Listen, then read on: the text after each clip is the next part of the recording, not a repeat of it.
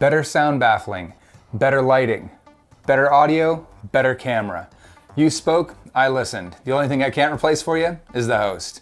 I'm Ron Burke, Editor-in-Chief for GamingTrend.com. Today we're going to get back to our Mark III Iron Man build from Fanhome. Back to number 39 through 42. Let's unbox this thing and see what's inside. You've probably noticed a bit of a perspective change if you've watched this series up to this point. You guys rightly noticed that we were having trouble with the lighting over the top, and it was often washing out the parts or washing out the comics. So we're going to change things up a little bit and see if we can get a better angle for you to see things more clearly. This should be a much clearer shot than we've seen before, so let us know down in the comments what you think. This first build looks like we're going to return to the Argonauts. The Argonauts were the armors that Tony built in the last episode, and looks like we're going to get a closer look at the submarine Argonaut in number 39, as well as build out this very large shin. Episode 39 opens with, well, Avengers Disassembled. So Tony had been acting as Secretary of Defense for the United States for some time now, and he just snapped. During a meeting at the UN, he threatened the ambassador to the nation of Latveria, which is, of course, the home of Dr. Doom, and just threatened to start carrying out executions. Well, that kind of thing has repercussions, and Tony is immediately removed from the SecDef position, and meeting up with the other Avengers, he just has no idea why he did that. Well, unknown to him, Scarlet Witch was having basically a psychotic break, and during this time, she was affecting Tony's behavior. So at this point, Earth's mightiest heroes start to deal with just catastrophic events en masse, alien invasions, all sorts of chaos, all driven by Scarlet Witch. Unfortunately, Thor is also killed in the events of Ragnarok, meaning that the team is now down Tony, Scarlet Witch, and Thor. Well, Tony does definitely have the worst timing possible, so he's also picked up a doppelganger that's causing him grief. And this doppelganger is wearing a similar armor to his Iron Man armor and murders the entirety of the board of directors for Stark Enterprises.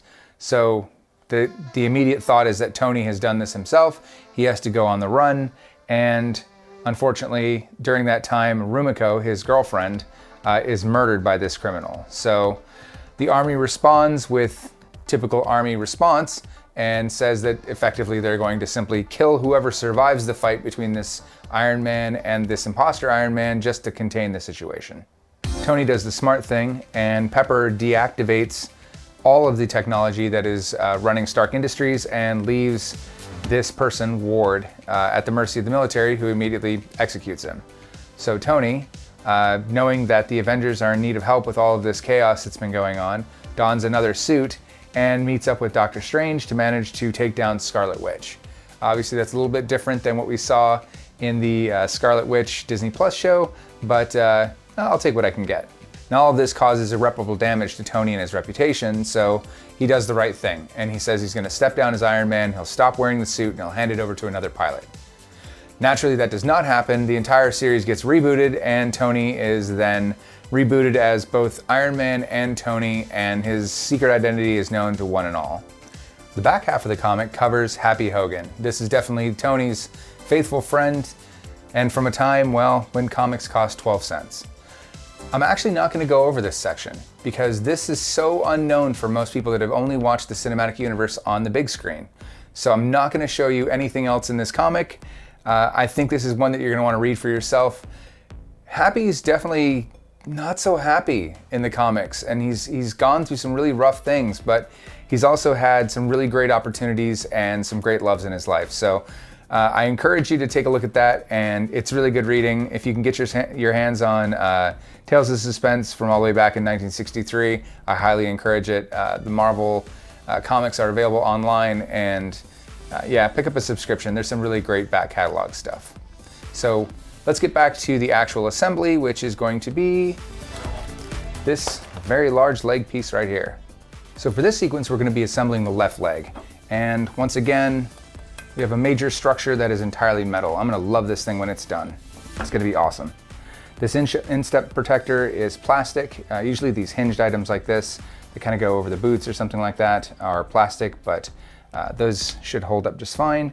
We have a hinge bracket that I'm sure is going to allow this to move, and of course 2 screws to adhere it. Taking the instep protector, we're gonna flip it over and orient it the same way as the picture. And we'll grab this and leave that there as well. Looks like this is going to actuate, as I said, over the front of the front of the boot like this. So we're gonna be locking that in place so it can move when you flex the foot, but also mostly stays where you want it to and creates that seamless look. So we've positioned it so the hinge is on the inside of the guard. And we're gonna turn the page. Now that we've done that, we're going to push the bracket into position over the hinge and lock it down with this shin guard, just like this. There's a little, there's basically like a little lip right here, and that's gonna sit over the top of this part. I'm hoping you can see this clearly. And we're gonna lock that down on that screw right there. They've given us two, they always do. There's always spares in the box, and I really appreciate that. So we're gonna set this down, and I'm going to hopefully make this look easy.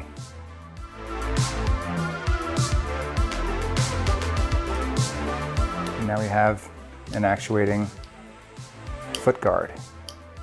And that's really it. That's just gonna protect the instep later when we assemble everything. And we're gonna be setting this aside for now, and we'll move on to the next episode, which is gonna be episode number 40.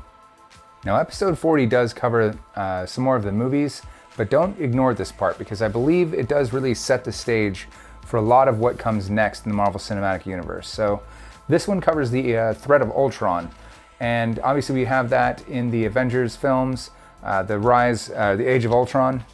But it's also really the first real cracks in Tony's resolve around being a superhero and being this cavalier attitude, sort of larger than life person. So we start to see a more paranoid Tony, and we see that with things like the Mark 44 armor, which is the Hulkbuster armor. This is part of his armor around the world paranoia, if you will. Based on a dream that Scarlet Witch had implanted in his head, he started creating technologies without really thinking about the consequences or really thinking about how those things might be misused, not just in his hands, but in the hands of others. And he gets his other in a completely strange place, and that's Ultron, taking control of Jarvis and ultimately becoming almost unstoppable. It requires the combined efforts of the entire Avengers, including some that hadn't even become Avengers quite yet, to take him down. But in the end, really, it's Vision. And this is the start of really the first superpowers and almost godlike beings in the Marvel Cinematic Universe. I mean, obviously we have Thor, but Vision is on a whole different level and is all but completely impossible to defeat. So it creates an interesting power dynamic for the MCU as well. This is kind of the complaint that some folks have had with the movies, where there's this constant war of escalation. There's just nowhere to go but up. And Vision, how do you go any higher than Vision? Well, I guess you rip out the Mind Stone out of his head, and that pretty much takes care of that. We're gonna skip past the leg armor, and we'll get back to that again in just a moment. And it looks like we're gonna take a look at, well, it looks like it's really the parallel of Ultron, but in the comics. I'm gonna do something that I've not done in any of the previous episodes that we've recorded, and that's, I'm going to read these two sections. And it's simply done to demonstrate one thing. This is why the Marvel Cinematic Universe is so damn successful. Really good editing. Observe. After wreaking havoc at the end of the galaxy during the events of Annihilation Conquest, Ultron returned to Earth. The Intelligentsia, a group of super intelligent villains including the Wizard, Mad Thinker, Red Ghost, and MODOK, found the android deactivated. However, after a confrontation with the Avengers, Ultron awoke and immediately escaped to plan his next attack. Ultron's return freezes Tony Stark's blood because, shortly beforehand, he had visited the future and witnessed a war between Kang the Conqueror and Ultron that exterminated humanity. On this occasion, a future version of Stark himself warned him that he must be careful with Ultron because, quote, when he is ready, he will bring the human apocalypse, unquote. The three groups of Avengers presented in the fray listen attentively to Iron Man. These words herald the start of the Age of Ultron. There is no possible way that that gets made into a movie. Audiences' heads would explode if they had to keep track of all this. That is why we have 5 phases of the MCU. That is why it's taken so long to get to some of the crazy and outlandish stuff. If you were to put the Wizard, Mad Thinker, Red Ghost, MODOK, and Ultron into one package, that movie is called Failure, the movie. Nobody would go see that. That's way too much. So yeah, that's why I believe the MCU has been so successful. Really good editing. The rest of this episode does cover the defeat of Ultron. It's just a lot more complicated and with a lot of characters that we don't have in the MCU at this point. That's people like Green Lantern, that's Luke Cage, that's Wolverine, Spider-Woman. And it's a whole lot of time travel. Oh my goodness, a whole lot of time travel. We also have a bit of a difference in the way that the movies present Ultron being kind of the mind of Bruce Banner and Tony Stark, when in the comics he's actually built by Hank Pym. So there are some pretty big differences between the comic and what was presented on the screen, and it does create some very different timelines. This is some interesting reading, especially if you want to do some comparisons between the two. And well, you can see it right up here. We're starting to see the integration of the Fantastic Four and how they fold in with the Avengers team periodically. It's a really interesting time for the MCU as we see these movies start to pop up on the horizon, and who knows how they're going to try and fold it all together and maybe restore some of the differences that we see in the comics. This truly is my favorite part of these builds so far, and that's building these major structures and starting to see this come together. Here we're going to be joining the piece that we just put together, that shin guard, and we're going to connect it to this lower knee joint and start to create a full-size leg with supports, and that's going to be using this inner leg support frame and this metal inner leg support plate. First thing we're going to do is take the shin guard and flip it over and set it like so, so it's oriented the same as the instructions, just to make sure we're doing everything correctly. And it looks like we're going to be laying this paddle piece on top of those two right there and securing them with IM screws. Even though we're screwing metal on metal, I still like to get both things kind of started before I evenly tighten them to tension. I don't want to have something be cross-threaded or stripped. That makes for a problem that we don't need. Nice and tight. And this thing's going to be tall. All right, let's flip the page. And it looks like we're going to be assembling this with the boot. Taking the assembled piece, we're going to grab that leg piece, this boot from episode 35, and you can see the two large wells there. Those are going to lock into those two spots right here. And then we're going to place this plate on top and secure it.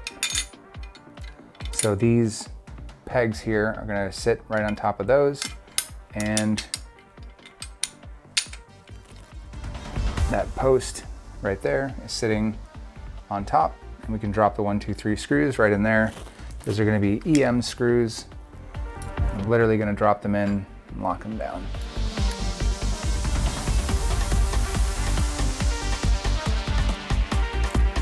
Get started. Put that screw in there.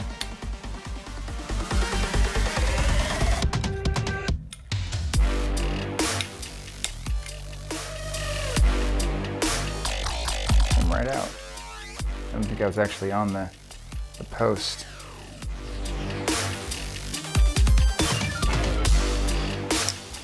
There we go.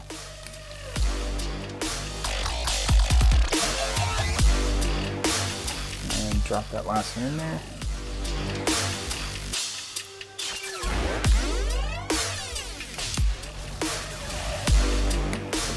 And we're going to lock all 3 of these down nice and tight.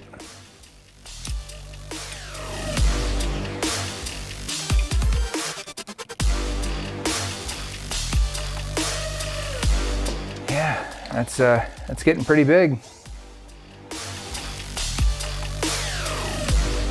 So we're gonna set this aside and we're gonna keep this leg frame nearby because we're gonna need that. You might recall when Tony stops, he has that piece that pops out and then you can see the circuitry behind there, but there's also a set of jets that come out, and I have no doubt that that is what we're looking at right here. So that's coming up really soon. Episode 41 covers the stealth Argonaut, but before we get there, I'm gonna bend your brain a little bit. If you've never done anything other than watch the movies, you might be completely unaware that both Wanda Maximoff and her brother, Quicksilver, their father is Magneto. So Magneto and Professor X have come together to try and help Wanda. Her telepathic powers have run completely rampant, and it's threatening to completely change reality, and that's obviously a concern for everybody.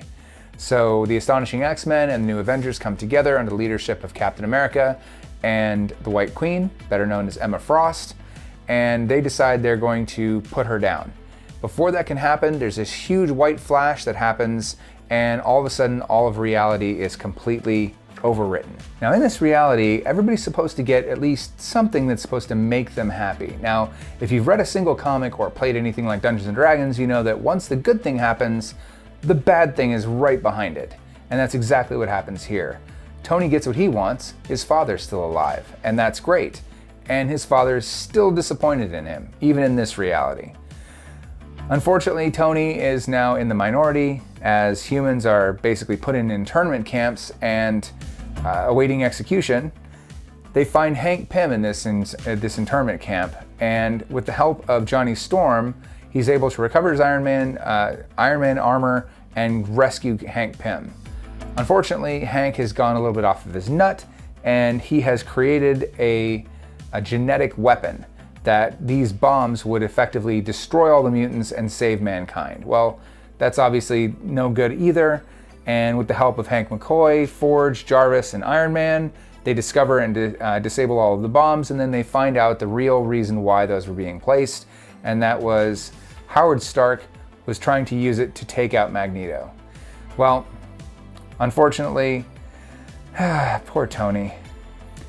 Magneto murders his dad, and Tony is far too weak at this point and in this reality to take on Magneto, so that fight's going to continue another day. So in this reality, the mutants have become dominant, and when things reverse, now there's this backlash, and mutants have been almost completely obliterated when reality snaps back. Now there's only about 200 left. We're going to get back to that assembly, and sure enough, there's that inner circuit board and a whole bunch of mechanisms that we're going to be installing to the leg. But first, let's talk about the history of the Ghost. Now, you might remember Ghost from not an Iron Man movie, but from Ant-Man and the Wasp. And in this case, Ghost is a mercenary that worked for Roxxon Oil. And Roxxon Oil used Ghost as kind of a foil against their competitors because they sold technology to Tony Stark, and they were unhappy about that. So we see Ghost mostly as this kind of one-dimensional character, and they really did a good job of making that character more interesting for Ant-Man and the Wasp. There are very few instances of Ghost in the comics, but ultimately, you know, the powers are pretty much the same. He has the ability, and it was a he in the comics, he has the ability to turn invisible and walk through walls. Naturally, Tony doesn't really particularly care. He has an ability to echolocate and blast through walls, so he has to resort to more dangerous and desperate moves, leaving an explosive behind that would have killed a bunch of civilians. So Tony instead saves the civilians, disarms the bomb, and Ghost lives to fight another day. He pops up a couple other times, basically trying to steal vibranium, or generally just kind of mercenary work. There isn't really a top tier moment for Ghost, so this is kind of almost a footnote in Tony's large pantheon of people who just hate him to his core. So with Ghost aside, let's get back to the build. Before we get to the build, I almost completely forgot about the Stealth Argonaut. We can't do that. So the Stealth Argonaut, you might remember, these were part of the 4 Sentinels, the armor around the world, if you will, as part of the Execute program that Tony had built, and each one with a specific purpose. So the Hulkbuster is a good example. Obviously that's for, stopping the Hulk. The stealth suit, despite the name, is actually not really about stealth, but this is more of a anti-radar deep space attack armor. And in this particular 2-pager here, we get a little bit of information about that armor and how Tony teamed up with the Fantastic Four in order to take out the stealth Argonaut, something he wasn't able to do completely by himself. All right, back to the left leg. Looks like we're going to be putting some additional parts in, including this circuit board, some leg mechanisms, and some decorative pieces. So first thing we're going to do is fit this circuit board. Now, I mentioned that we'd be using this part, so we'll take that out. I do love that that foot actually does actuate that way so it can sit. We're going to sink this into the back, and we're going to lock it down with a handful of screws. Super simple. Everything has a little post for it to sit in, so that should make it nice and easy.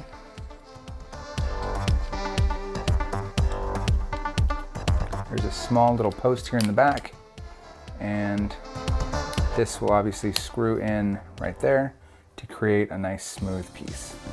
So we're going to lock those down with 2 IP screws.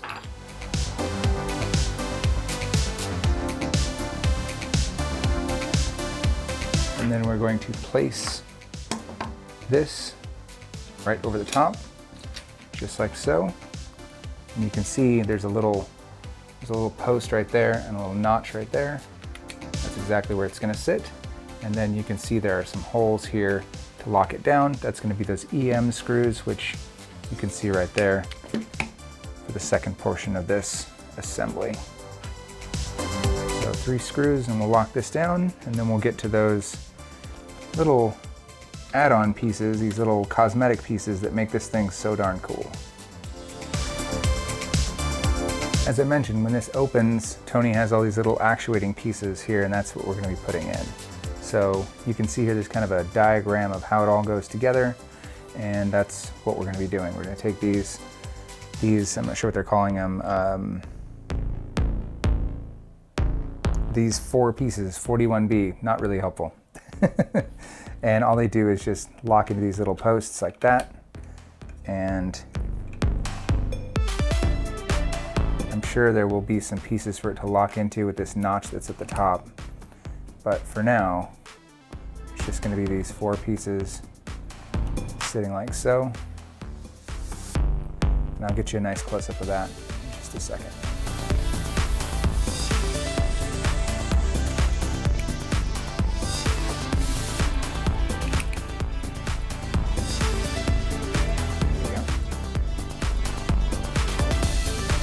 So before we put this this crossbar in, this is going to sit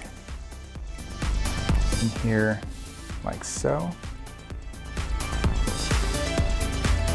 There's a longer piece and a shorter piece. That is kind of tricky to get in there though. There we go. Like that. And then this cap basically is going to sit on top up here to create kind of an interesting looking internal piece there. And then this little post will sit on top. Just like that. The last episode is going to be episode number 42, where we're going to cover the Hydro armor and we're going to assemble the rear part of that leg, finishing it off. But first, let's talk about the Clandestine Council. We have Iron Man, we have Doctor Strange, we have Professor X, Reed Richards, Black Bolt, and Namor.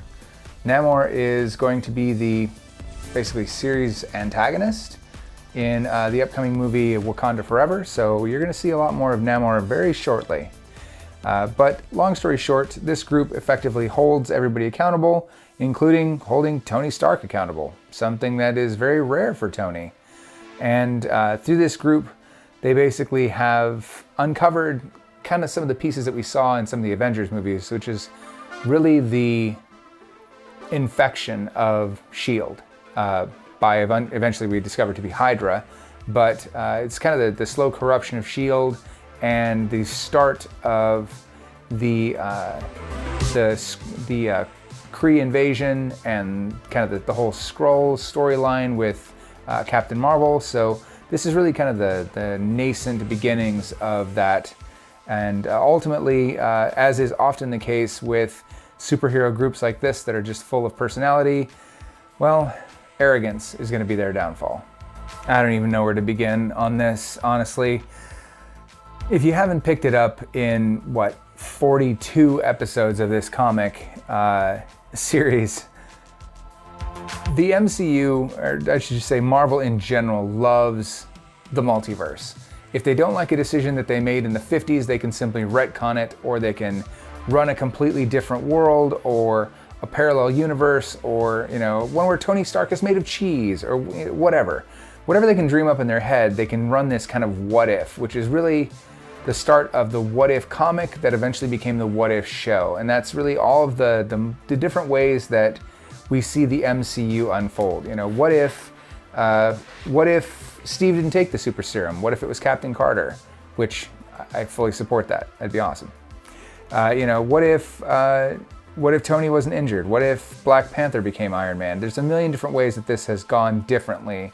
And that's really the topic of this particular section, which is all about the different parallel worlds where you have just completely insane stuff. So if you've read a few hundred comics and maybe you're needing something a little bit different, well, plenty of parallel worlds await you. Now, Tony has a habit of making a different set of armor for every second of every day, and here we have his Hydro armor. Now, the Hydro armor's specific purpose, obviously, is for deep sea diving, and ultimately it isn't even Tony that would end up using it in this comic. So under Wolverine's Civil War comic, we see Wolverine pursuing a supervillain named Nitro.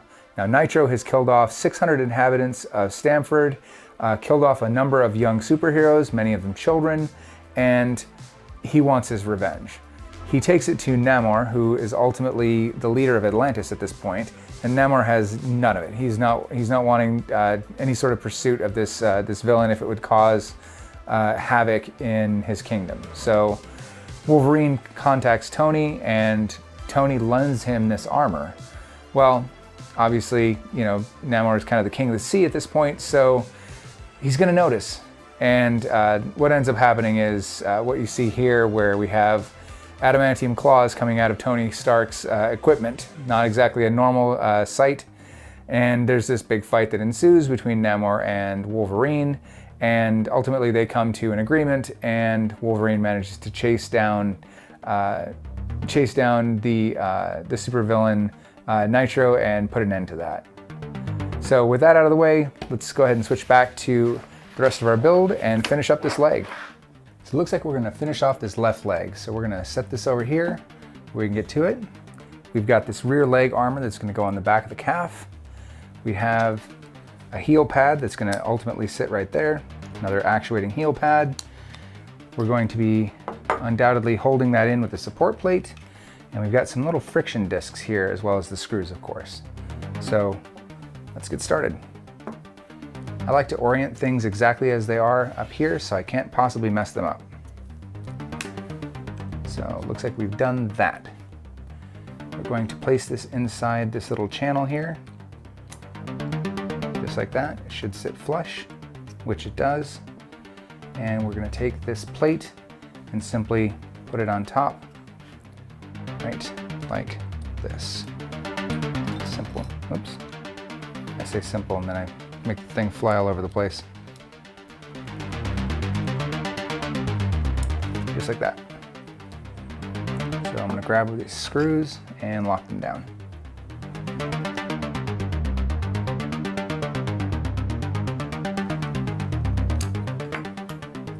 Just like so. We'll make sure that it actuates, which it does, and it closes down just like so.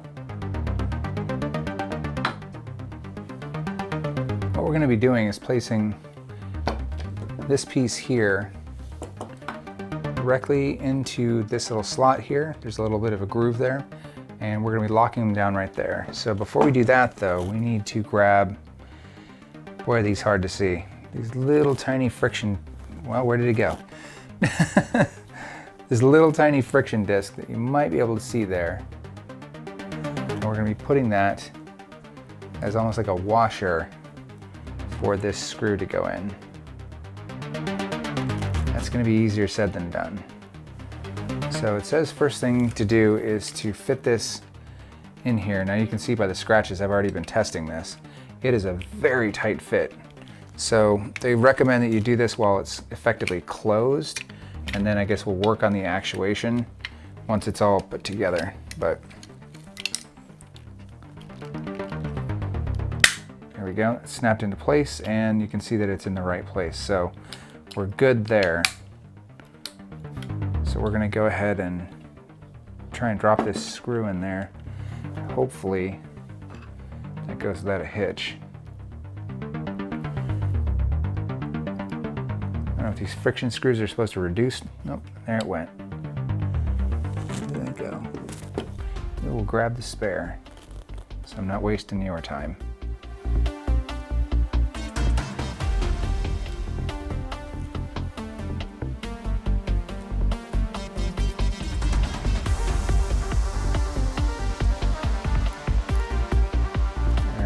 Try that again.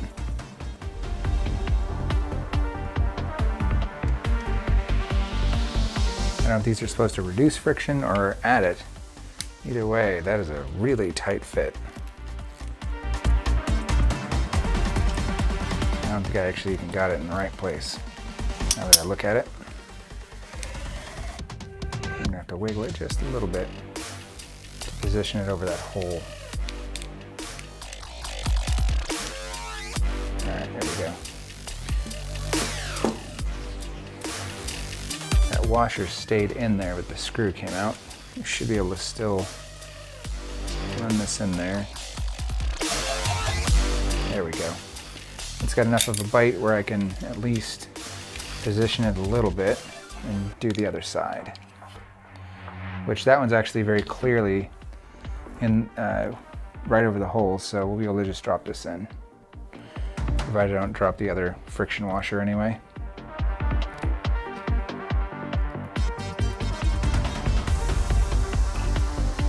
Which I immediately did. These are very easy to lose. I'm glad they included a spare, or I'd be in trouble.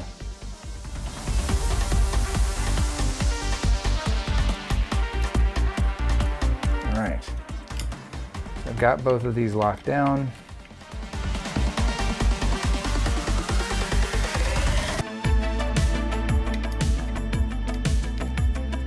Lock these in, but not too tight because I need this to close.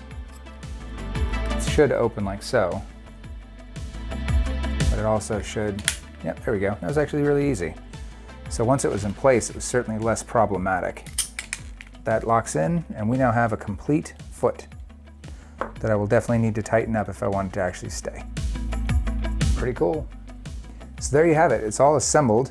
There's still some pieces, I'm sure, that we're going to be putting on here, but it's coming together. It actuates like it should.